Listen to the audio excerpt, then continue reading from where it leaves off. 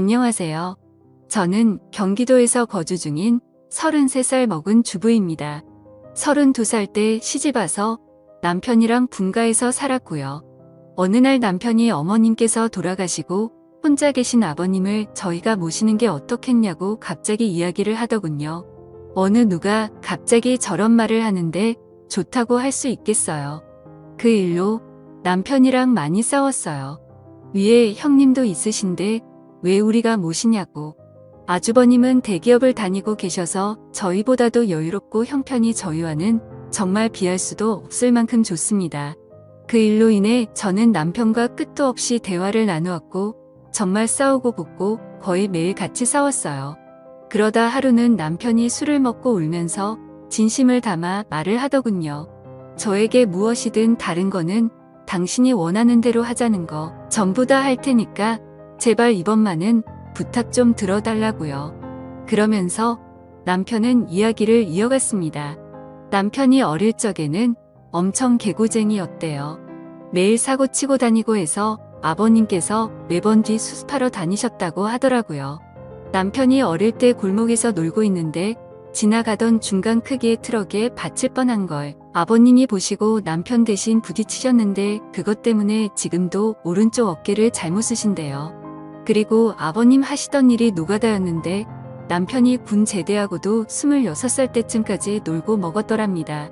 아버님이 남편을 늦게 낳으셔서 지금 아버님 연세가 68세 되세요. 남편은 33살이고요. 60세 넘으셨을 때도 노가다 하시면서 가족들 먹여 살리고 고생만 하셨다네요. 노가다를 오래 하면 시멘트 독이라고 하나.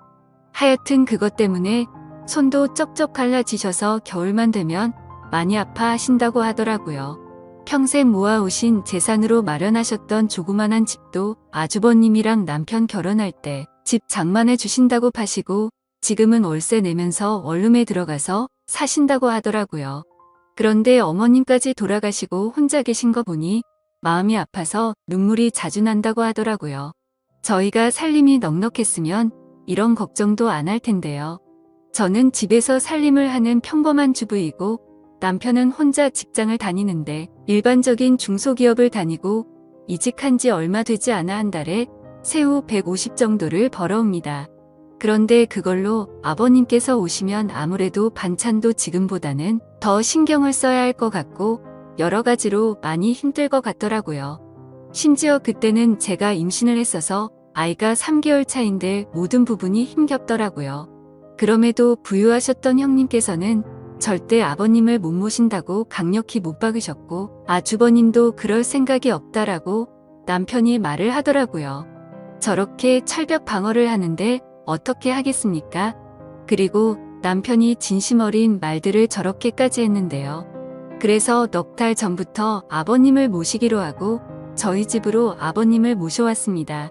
처음에는 아버님께서 오지 않으시려고 자꾸만 거절하시더라고요.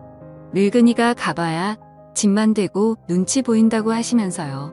하지만 남편이 매일같이 설득하고 우겨서 겨우 모셔왔습니다. 모셔온 첫날부터 여러모로 정말 신경이 쓰이더라고요. 그런데 우리 아버님 매번 반찬 신경 써서 정성껏 차려드리면 그걸 드시면서도 엄청 미안해하시면서 눈치를 보십니다. 가끔씩 고기 반찬이나 맛있는 음식을 해드리면 아버님께서는 드시지 않고 남겨두셨다가 저희 남편이 퇴근하고 돌아오면 남편을 먹이더라고요. 그리고 저 먹으라고 일부러 드시지도 않고요. 거기다가 하루는 장을 보고 집에 왔는데 아버님께서 바닥에 꿇어 앉아서 걸레질을 하고 계시더라고요.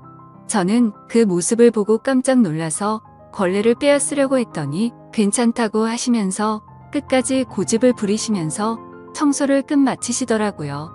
그리고 식사를 드시고 나면 곧바로 빈 그릇을 들고 가셔서 설거지도 하십니다. 아버님께 하지 말라고 몇 번을 말씀드리고 그릇들을 뺏어도 보지만 아버님은 설거지를 하시는 게 그게 마음이 편하시답니다. 제가 왜 아버님의 마음을 모르겠어요. 이 못난 며느리 눈치 보이시니 그렇게 행동하시는 거 압니다. 그래서 저도 정말 더 마음이 아픕니다. 남편이 몰래 아버님 용돈을 드려도 그거 안 쓰고 모아두었다가 저에게 용돈하라고 주십니다. 그렇게 저희는 부유하진 않지만 서로 애틋하고 마음을 써가면서 하루하루를 지내고 있었습니다. 그런데 어제는 정말 너무 많이 슬퍼서 펑펑 울었습니다. 아버님께 죄인이라도 된 듯해서 눈물이 왈칵 나오는데 참을 수가 없더라고요. 한 달 전쯤부터 아버님께서 아침에 나가시면 저녁 때쯤 들어오시더라고요. 어디 놀러라도 가시는 것 같아서 용돈을 드려도 받으시지도 않고 웃으시면서 다녀올게 하시면서 매일같이 나가셨습니다. 저는 그래서 그냥 집안에만 있으시기엔 답답하셔서 산책이라도 다녀오시다 보다 하고서 크게 생각을 하지는 않았습니다. 그런데 어제 장을 보러 슈퍼에 갔다가 아래층 주인 아주머니를 만나게 되었습니다. 그런데 그 주인 아주머니께서 제게 어렵게 말씀을 하시더라고요. 오다가 이 집 할아버지 봤는데 유모차에 박스 실어서 가던데. 이 말을 듣고 저는 상상조차 못해봤던 일에 깜짝 놀랐습니다. 네, 맞습니다. 아버님 아들집에 살면서 돈 한 푼 못 버시는 게 마음에 걸리셨는지 불편한 몸 이끄시고 하루하루 그렇게 박스 주우시면서 돈을 버셨더라고요. 저는 그 이야기를 듣고 장을 보다 말고 밖으로 뛰쳐나갔습니다.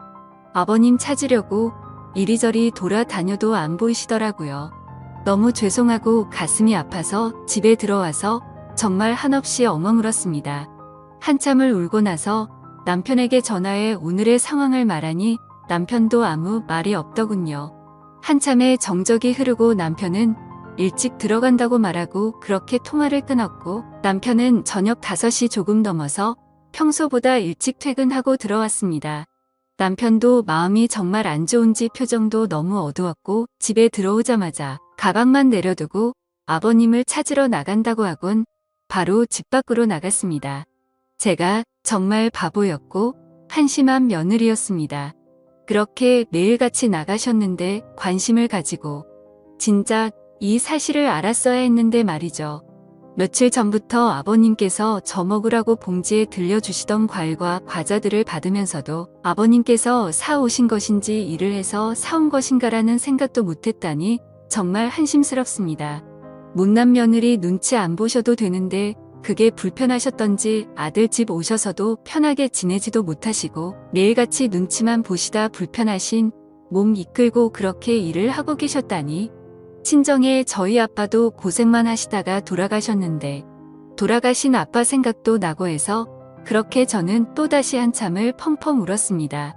그날따라 아버님 웃으실 때 얼굴에 깊게 패인 많은 주름들과 평생 고생을 하셔서 손목에서 갈라진 피부가 자꾸 눈앞에 아른거리고 생각나면서 너무나도 죄송한 마음에 남편이 아버님이랑 들어올 때까지 울고 있었습니다. 남편이 아버님을 찾아 나가고 1시간 정도 좀 넘어서 남편이 아버님을 모시고 집으로 들어오더라고요. 아버님 들어오시면서도 제 눈치를 보시면서 뒤에 끌고 오던 유모차를 숨기시는 모습이 왜 그리 마음이 아플까요? 오히려 죄송해야 할 건 저인데요. 아버님께서 미안해 하는 듯한 그런 모습이 가슴에 남아서 지금도 이 글을 적는데도 마음이 너무 아픕니다. 저는 아버님의 모습을 보자마자 아버님께 달려가서 죄송하다며 손을 꼭 붙잡고서 또 펑펑 울었습니다. 그러자 아버님께서는 매일 나 때문에 밥 차리느라 고생도 많고 편하게 있지 못하게 해서 내가 정말 미안하다면서 제 얼굴을 보면서 손을 꼭 붙잡아 주시면서 말씀하시는데 저는 눈물이 멈추지 않았습니다. 저는 그날 아버님의 손을 처음으로 만져봤습니다. 평생을 고생하시면서 지내온 아버님의 손, 심하게 갈라지신 손등과 굳은 살 베인 손에 마음이 너무 아팠어요. 방 안에 모시고 나서도 죄송하다며 그렇게 펑펑 울었습니다.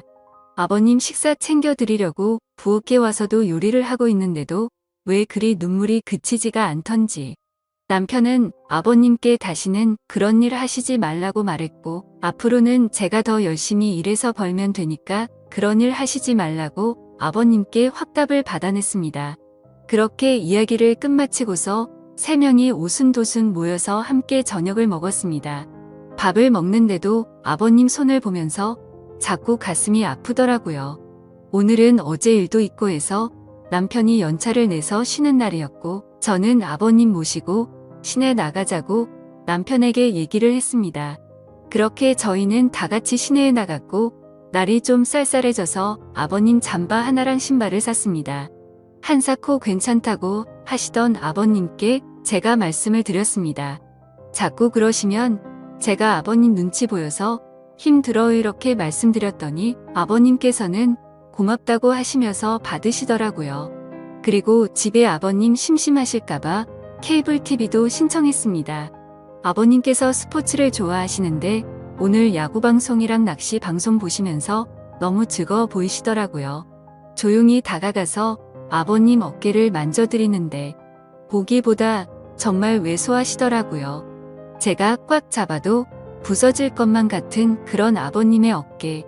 지금까지 고생만 하시고 자식들 뒷바라지 하시느라 평생 헌신하시면서 살아오셨던 아버님의 그런 발자취들이 느껴지면서 저는 또 마음이 아파왔네요.